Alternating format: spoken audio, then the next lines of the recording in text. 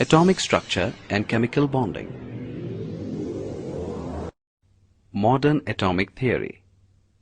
According to modern atomic theory, atoms of an element contain protons, neutrons, and electrons. These atoms can take part in chemical reactions. An atom is the smallest unit of matter that takes part in a chemical reaction. It retains its identity through all physical and chemical changes. According to modern atomic theory, all elements are made up of atoms. Atoms can be created and destroyed. Atoms are divisible into protons, electrons, and neutrons. Atoms of the same element may not be alike. Atoms take part in all chemical reactions. Structure of an atom. An atom consists of a nucleus in the center, where the protons and neutrons reside. Since protons have a positive charge and neutrons don't have any charge, the nucleus has a positive charge. Negatively charged electrons revolve around this nucleus in orbits or shells. The nucleus is extremely small. It is the central part of the atom. The nucleus consists of two main particles, the proton and the neutron. Particles inside the nucleus are collectively called nucleons. The nucleus is rigid and highly dense. The mass of the atom is concentrated in the nucleus. Electrons surround the nucleus.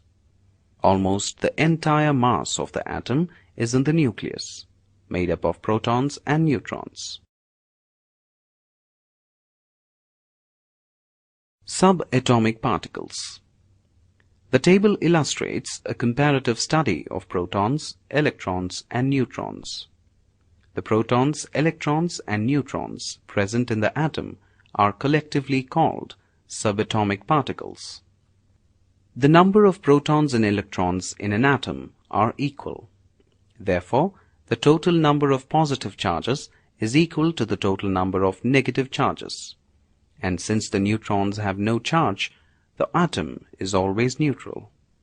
The electrons, protons, and neutrons are the most important subatomic particles of an atom. They make up its fundamental structure. In the nucleus, proton carries a unit positive charge, while the neutrons are neutral. The electron is a negatively charged particle. The electron is only 1 by 1840 the mass of a proton. It carries the same quantity of electrical charge as a proton, but opposite in sign. In an atom, the number of electrons equals the number of protons. Representation of an atom. A represents the mass number and is written as the superscript. Z represents the atomic number and is written as the subscript. X represents the symbol of the element. Mass number is the number of protons and the number of neutrons. A is equal to P plus N. Z is the number of protons in the nucleus of an atom, and it is equal to the number of electrons in an atom of the element. Atomic number of an element is fixed and never varies.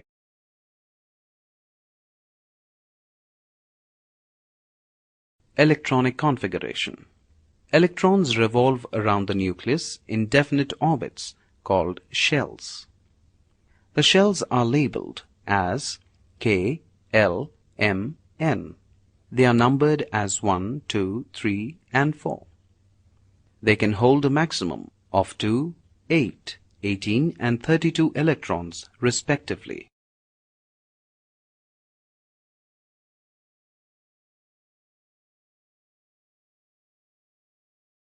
The outermost shell is called the valence shell.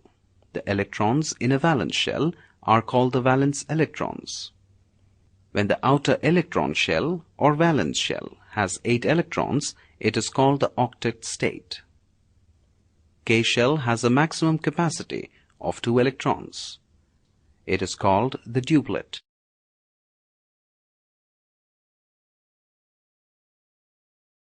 Structure of sodium and chlorine.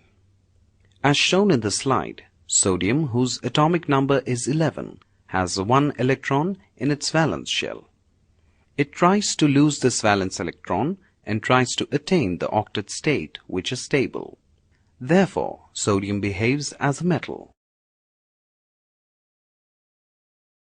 However, chlorine, which has 7 electrons in its valence shell, has the tendency to attract 1 electron and reach the stable octet state. Therefore, it behaves as a non-metal.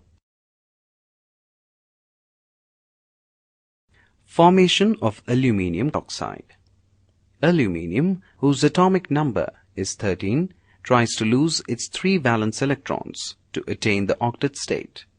2 aluminium atoms lose a total of 6 electrons. Oxygen, whose atomic number is 8, has 6 electrons in the valence shell. It attracts 2 electrons from aluminium and attains the stable octet state. Thus, 3 oxygen atoms attract the 6 electrons lost by 2 aluminium atoms.